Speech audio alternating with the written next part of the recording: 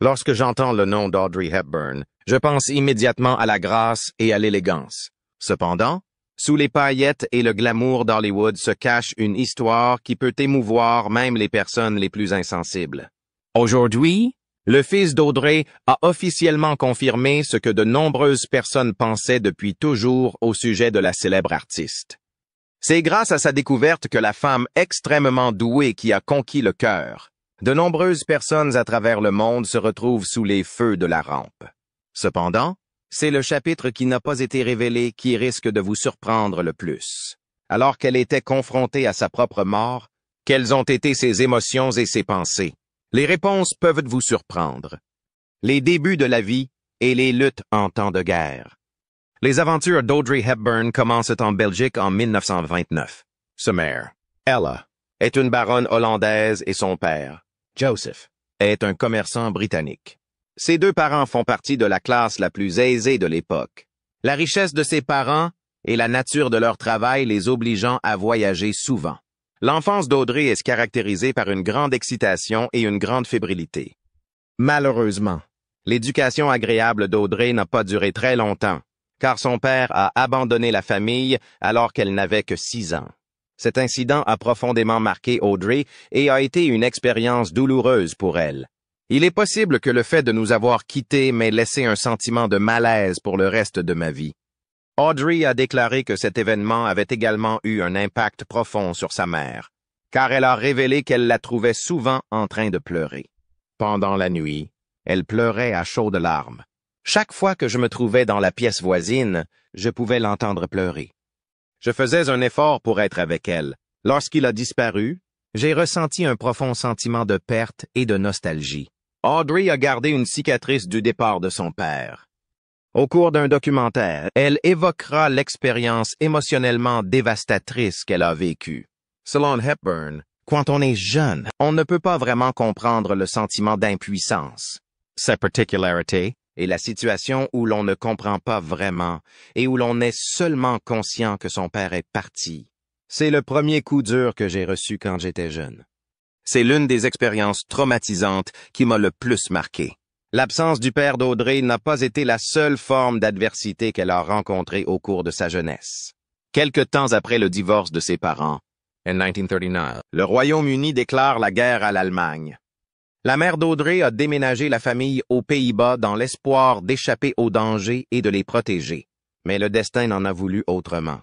En envahissant les Pays-Bas et en occupant la nation jusqu'en 1945, les nazis ont contrôlé le pays. Audrey a déclaré par la suite que si nous avions réalisé que nous allions être occupés pendant 5 ans, nous nous serions tous suicidés.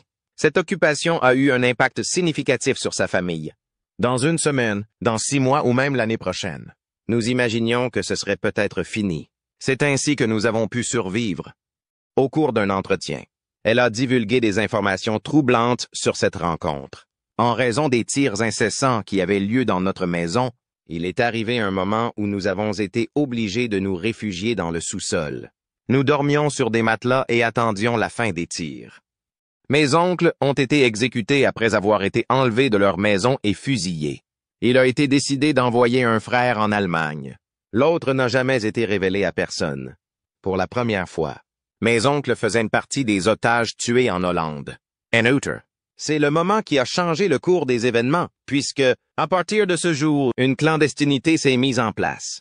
Parce qu'elle a fait tout ce qui était en son pouvoir pour aider la résistance pendant cette période. Audrey a fait preuve d'un courage stupéfiant. Afin de générer des fonds pour la résistance néerlandaise, elle se produisait parfois dans des spectacles clandestins. En outre, elle a travaillé comme coursier, chargé de transporter des documents et de l'argent d'un travailleur récalcitrant à un autre.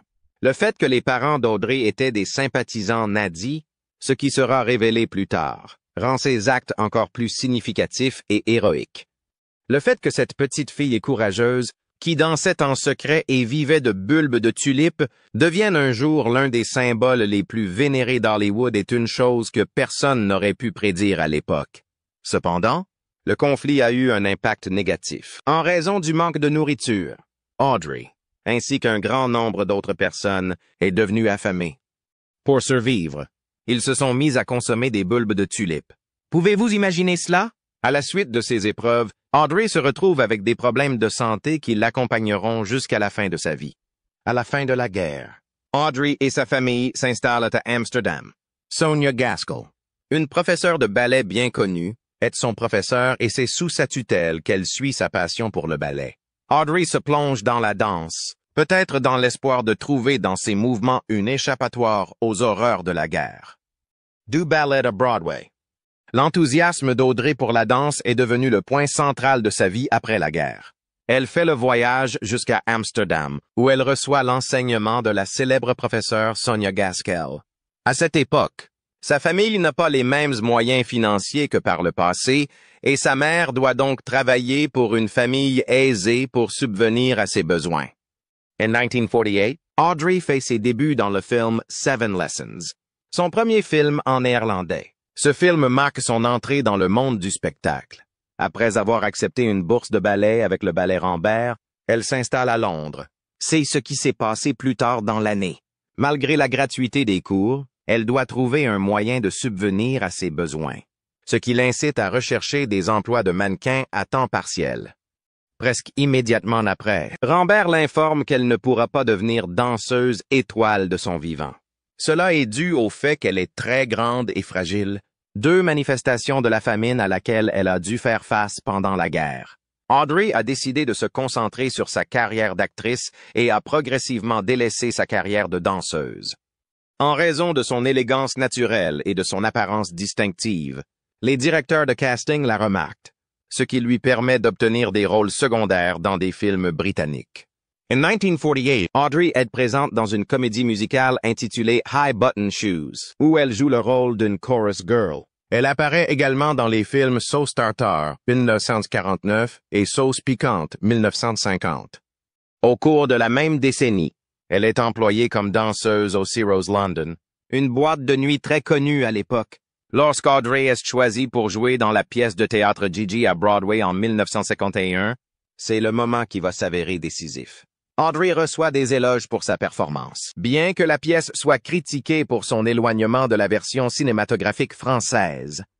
Selon le New York Times, elle est la personne la plus réussie de la soirée parce qu'elle possède des qualités à la fois séduisantes et appropriées.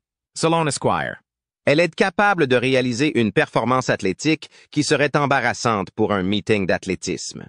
En outre, elle a reçu un Theatre World Award pour sa performance.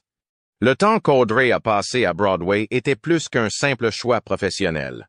C'était une période de découverte de soi et de développement personnel. Contrairement à la danse, elle a découvert que la comédie lui donnait la possibilité de s'exprimer d'une manière que le ballet ne permettait pas. C'est sur scène qu'elle a trouvé son nouveau foyer et qu'elle s'est épanouie sous les feux de la rampe. Au fur et à mesure que la nouvelle de l'habileté d'Audrey Hepburn se répand, il devient évident qu'elle est destinée à des choses bien plus importantes. Son voyage de l'Europe, ravagé par la guerre, aux lumières brillantes de Broadway n'est que le début de son odyssée. Pour se préparer à ce qui l'attendait, elle s'était produite sur scène et Hollywood l'appelait. Un rôle marquant dans Vacances romaines. Le passage de Broadway à Hollywood a été une expérience fantastique pour Audrey. En 1953, elle se voit offrir un premier rôle dans Vacances romaines, et Gregory Peck est choisi pour interpréter le rôle principal féminin. L'intrigue de Vacances romaines est simple et agréable à suivre. Au cours de son voyage en Europe, l'éblouissante princesse Anne parvient à échapper à la capture et à se rendre à Rome, où elle rencontre le fringant Joe Bradley, interprété par Gregory Peck. Malgré le fait qu'elle soit sous l'influence de sédatifs, Joe, qui travaille pour un journal, lui offre un endroit où dormir lorsqu'il croit qu'elle est en état d'ébriété. Au début, il ne l'identifie pas comme la princesse, mais après l'avoir identifiée, il a un plan secret pour passer du temps avec elle afin d'obtenir une exclusivité juteuse. À la fin de la journée, ils tombent amoureux. Malgré l'excellent travail de Gregory, c'est Audrey qui a réussi à captiver tout le monde. Le choix du réalisateur William Wyler de confier le rôle à Audrey plutôt qu'à Elizabeth Taylor s'est avéré très judicieux. Sur le plateau de tournage, l'habileté innée d'Audrey s'est révélée au grand jour. Gregory Peck, qui jouait avec elle, était tellement convaincu de son potentiel de star qu'il demanda à ce que son nom soit mis sur un pied d'égalité avec le sien. C'était un geste inhabituel pour une actrice relativement inconnue à l'époque. Le film Vacances romaines a reçu des critiques positives et a connu un succès économique lors de sa sortie. L'interprétation d'Audrey dans le rôle de la princesse Anne est si captivante que le public tombe amoureux d'elle. Elle est capable de mêler harmonieusement la vulnérabilité, la comédie et la grâce d'une manière rarement vue à Hollywood au cours de ces années. Presque immédiatement, Audrey est devenue un nom familier grâce à la popularité du film. Elle remporte l'Oscar de la meilleure actrice pour sa première grande performance cinématographique. Parallèlement, elle a reçu le Golden Globe et le BAFTA Award pour sa performance. Petit déjeuner chez Tiffany. Dan's Breakfast at Tiffany's, 1961, Audrey Hepburn a livré une performance déterminante dans le rôle de Holly Golightly. Le film s'inspire du livre éponyme écrit par Truman Capote. Une mystérieuse mondaine new-yorkaise appelée Holly est la protagoniste du roman. Un personnage autrement unidimensionnel a gagné en nuances et en humanité grâce à l'interprétation d'Audrey. Elle a incarné une Holly à la fois blessée et enjouée, belle et solitaire. Audrey, parée d'une délicate robe noire et d'un rang de perles, commence la vidéo en grignotant un beignet tout en regardant la fenêtre de Tiffany. Cette scène est l'une des plus emblématiques de l'histoire du cinéma. Le film a été acclamé par la critique, malgré la désapprobation de Capote quant aux modifications apportées pour adapter le récit à la télévision. Capote a exprimé sa préférence pour Marilyn Monroe plutôt que pour Holly, affirmant qu'elle aurait été un meilleur choix. Mais il ne pouvait s'empêcher de dire qu'Audrey était fantastique. L'un des moments les plus emblématiques du cinéma se produit dans la scène d'ouverture, lorsqu'Audrey, vêtue de sa fameuse robe noire et ornée de perles, mange un croissant et regarde par la fenêtre du Tiffany. Nombreux sont ceux qui affirment aujourd'hui que sa robe noire est le LBD le plus emblématique de tous les temps, selon Audrey, qui a avoué être introvertie. Le rôle de Holly a été le plus excitant de sa carrière. L'un de mes rôles les plus difficiles était celui de la fille extravertie. Audrey a été nominée aux Oscars pour son rôle dans Breakfast at Tiffany's. L'influence du film sur la culture pop était évidente, même si elle a perdu. Les critiques ont unanimement salué sa performance. Quoi, selon eux, a fait le succès du film? Selon le magazine Time, le personnage d'Audrey Hepburn, Holly from Hollywood, ressemble beaucoup à celui de Truman Capote pendant les 30 premières minutes environ. Jolly Holly, la jeune mariée de Tulip, au Texas, qui s'est enfuie à Hollywood à l'âge de 15 ans pour découvrir les meilleures choses de la vie, comme les chaussures, reste inchangée, même après avoir jeté le cannabis et perdu l'enfant illicite qu'elle portait. Selon la critique du Chicago Tribune, le personnage inhabituel, chaotique, intelligent, naïf et complètement contradictoire de Truman Capote pourrait devenir un crétin ennuyeux s'il était écrit par quelqu'un d'autre. Une playgirl sans morale. Une mythe qui n'est pas tout à fait à sa place. Brûlée à mort, Audrey la rend aussi attachante que naïve, charmante et influencée. C'est en grande partie grâce à la performance irrésistible d'Audrey Hepburn que Breakfast at Tiffany's est resté un classique du cinéma. Son habileté à jongler avec les éléments comiques et dramatiques, ainsi que sa subtilité et sa vulnérabilité, ont été pleinement mises en valeur. Le film met en lumière à la fois les capacités d'Audrey en tant qu'actrice et son statut d'icône du style. Le public est toujours fasciné par Breakfast at Tiffany's, des décennies après sa sortie. Cela prouve à quel point Audrey est un classique et à quel point ses performances ont résisté à l'épreuve du temps. Finalement, Holly Golightly était plus qu'une caricature. Elle est devenue une référence culturelle, un symbole de mode indissociable du charme, de l'élégance et du style d'Audrey Hepburn. Tout comme son influence sur le cinéma, Audrey a eu un effet profond sur l'industrie de la mode. Les magnifiques robes de soirée, toujours Givenchy et Valentino à Rome, dont se souvient son fils Sean Hepburn Ferrer, ont été portées par Audrey Hepburn. Enhiver, les cabans au col retroussé et les bottes à bout de carré sont populaires. N&T, les pantalons en coton et les vêtements. Lacoste sont très prisés. Le matin, elle porte des chaussons de danse et un long peignoir à la maison. Tout ce qui concerne le style d'Audrey, à l'écran et hors écran, est abordée ici. Elle a travaillé avec un styliste français sur le tournage de Sabrina en 1954. Cette collaboration modifiera son style à l'écran et hors écran pour le reste de sa vie. Audrey avait un sens du style impeccable et ne cherchait jamais à impressionner les autres par ses choix vestimentaires.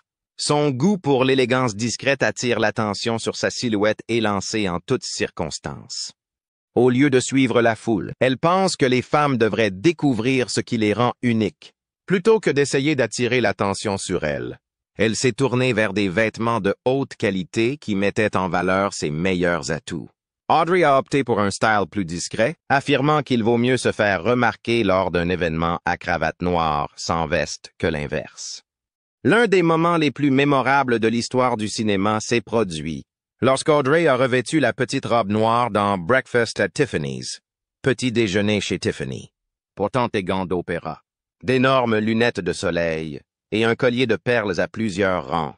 Elle glissait dans la pièce dans un fourreau de satin long comme le sol. Aussi léger que le houx de Truman Capote, cette petite robe noire reste la quintessence des paillettes et du glamour, même après toutes ces années qui ont suivi la sortie du film. Outre son long porte-cigarette et ses grosses lunettes de soleil, sa tenue s'inscrivait dans un style que les femmes du monde entier voulaient copier. Audrey aimait rester discrète lorsqu'elle ne tournait pas. Les ballerines, les pantalons capris et les jupes discrètes étaient sa marque de fabrique. Son exemple prouve que l'on peut être chic sans exposer sa peau ou porter des bijoux ostentatoires. L'impact d'Audrey s'est étendu bien au-delà de l'industrie de la mode. De son apogée jusqu'à son crépuscule, son style de maquillage a placé la barre très haut en matière de beauté. Elle se maquillait avec des lèvres naturelles, des sourcils épais et un trait d'eyeliner. Bien que les coiffures courtes soient inhabituelles pour les femmes dans les années 1950, la sienne a servi d'inspiration à d'autres femmes. Sa renommée en tant qu'icône de la mode n'a cessé de croître en même temps que sa carrière. Son style élégant mais accessible a fait d'elle une source d'inspiration pour les créateurs et pour les femmes qui l'admiraient. Alors qu'elle consacrait plus de temps à ses activités caritatives dans ces dernières années, Audrey n'a jamais perdu sa grâce distinctive. Hepburn fait partie intégrante de notre compréhension de l'histoire de la mode, à tel point que Rosalind DeVoe a parlé de l'héritage d'Audrey. Ses choix vestimentaires, que ce soit à l'écran ou en dehors, sont classiques et illustrent l'esprit du temps de la seconde partie du 20e siècle. Le simple col polo et le visage comique qu'elle portait en 1957, ainsi que la petite robe noire qu'elle portait dans le rôle de Holly Golightly, sont aujourd'hui considérés comme des vêtements classiques de ses films. Elle a été intronisée lors des International Best Dressed Awards de 1961. Les vêtements qu'elle portait au cinéma et en dehors ont servi d'inspiration à une gamme de vêtements vendus par le grand magasin Barney's. Son impact se fait encore sentir aujourd'hui. Sandy Bullock, Beyoncé, Kendall Jenner, Natalie Portman, Taylor Swift et Zooey Deschanel ne sont que quelques-unes des personnalités célèbres qui ont été influencées par elle. Emily of Paris, Big Little Lies et The Dark Knight Rises sont autant de séries et de films qui se sont inspirés de ses choix vestimentaires. Les acteurs de l'industrie de la mode se tournent toujours vers elle pour trouver des idées. Et les styles qu'elle a créés dans d'anciens films sont constamment recyclés et refaits, même après sa mort. Son style continue d'influencer l'industrie de la mode. Amour et famille. Audrey savait très bien gérer sa vie professionnelle et sa vie privée. Sa vie privée s'épanouit en même temps que sa célébrité hollywoodienne s'accroît. En 1954, alors qu'Undine est à l'affiche à Broadway, Audrey a une rupture sentimentale avec son partenaire Mel Ferrer. L'année même où leur étincelle sur scène s'est transformée en romance dans la vie réelle. Ils se sont secrètement mariés en Suisse. Hepburn a exprimé son désir de garder l'affaire confidentielle dans une lettre qu'elle a envoyée à un ami proche, déclarant qu'il voulait éviter la presse. Son mariage avec Ferrer lui apporte d'abord beaucoup de joie. Le couple reprend rapidement sa carrière d'acteur et joue dans la version cinématographique de Guerre et paix, le roman classique de Léon Tolstoï. En 1955, Audrey tombe rapidement enceinte, mais fait une fausse couche. Lors du tournage de The Unforgiving en 1951, elle perd tragiquement un autre bébé dans ce qui est supposé être un accident. In 1965 et 1966, l'actrice fait 2 autres fausses couches. Malgré tous ces revers, le couple peut fêter en 1960 la naissance de leur unique enfant, Sean Hepburn Ferrer. Pour garantir la sécurité de Sean, Audrey doit prendre 1 an de congé avant sa naissance, ce qu'elle fait le 17 juillet. Après toutes les épreuves qu'il a traversées, le couple est dépeint comme l'incarnation du bonheur et de la satisfaction lorsqu'il accueille son premier enfant. Cependant, en coulisses, les choses étaient radicalement différentes. Bien qu'Audrey ait affirmé que leur mariage était heureux, nombreux sont ceux qui ont dit que Ferrer était possessif et envieux. Alfred Lunt, un réalisateur de films, a déclaré que Ferrer imposait son autorité dictatoriale à Audrey en profitant de la fascination qu'elle exerçait sur lui. La mère d'Audrey a envoyé une lettre accusant Ferrer de semer la pagaille pour longtemps et le décrivant comme un délinquant au visage de grenouille et aux jambes maigres. Tout au long de leur mariage, les 2 partenaires se seraient trompés l'un l'autre. William Holden, qui a joué avec Audrey dans le film Sabrina, aurait entretenu une liaison secrète avec Audrey. Le scénariste Robert Anderson aurait également été son petit ami pendant un certain temps. Il s'est avéré que Ferrer avait ses propres liaisons. Audrey et Mel ont demandé le divorce en 1968 après 14 ans de mariage. Mais l'histoire d'amour d'Audrey ne s'arrête pas là. Lors d'un voyage en Méditerranée, elle croise le chemin du médecin italien Andrea Dotti. Ils se sont mariés en 1969 après une brève fréquentation, et Audrey a eu Luca, son 2e fils, en 1970. Une fois de plus, Audrey choisit de se concentrer sur sa famille et d'éviter les projecteurs.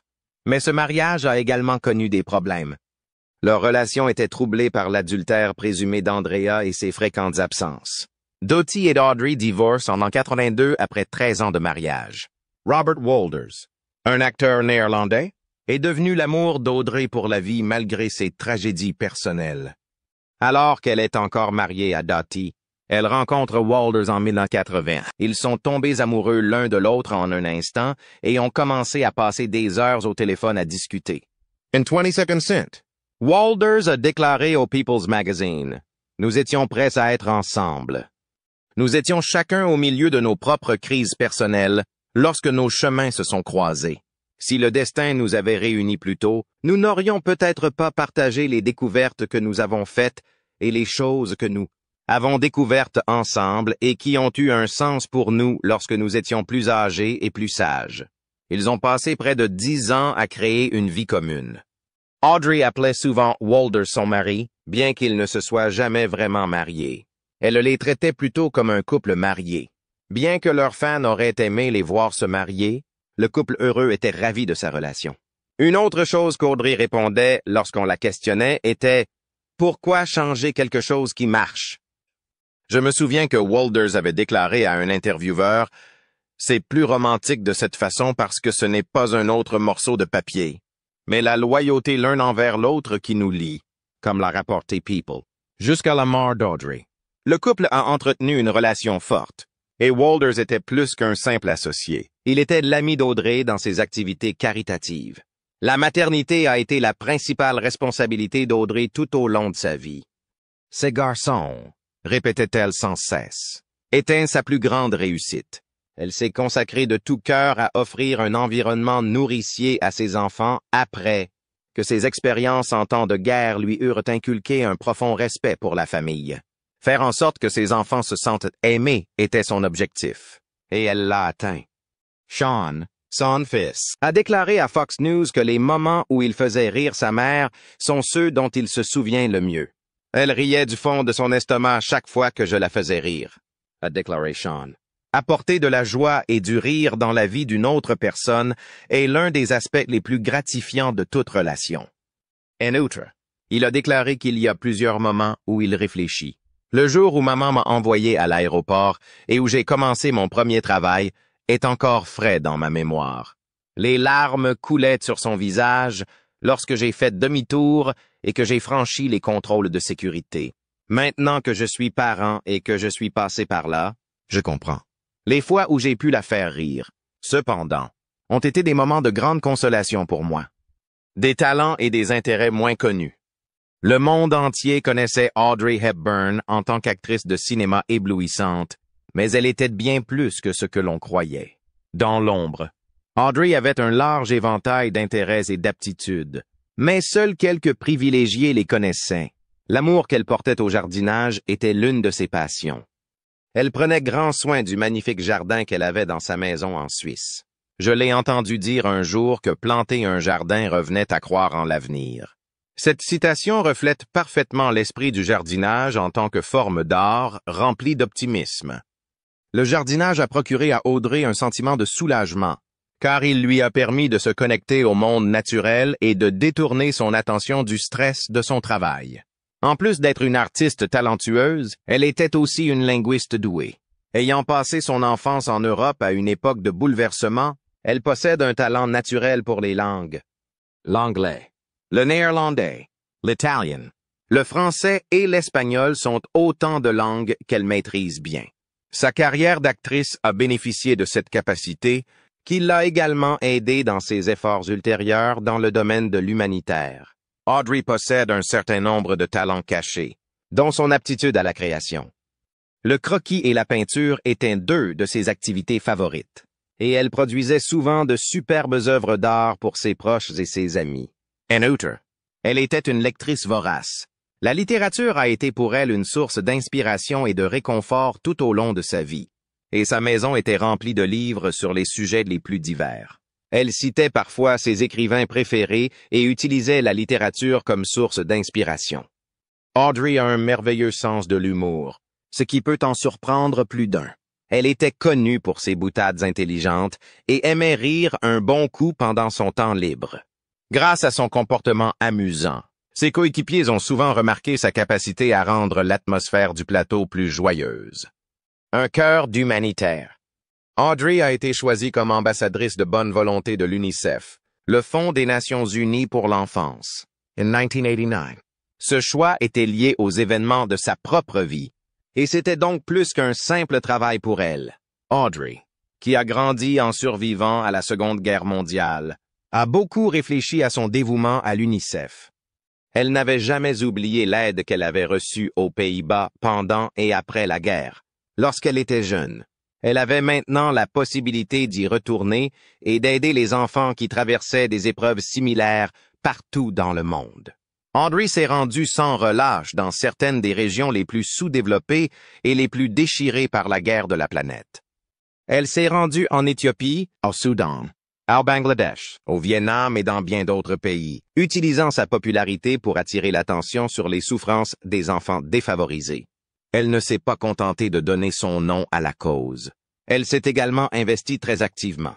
En 1992, elle a effectué l'un de ses voyages les plus célèbres en Somalie.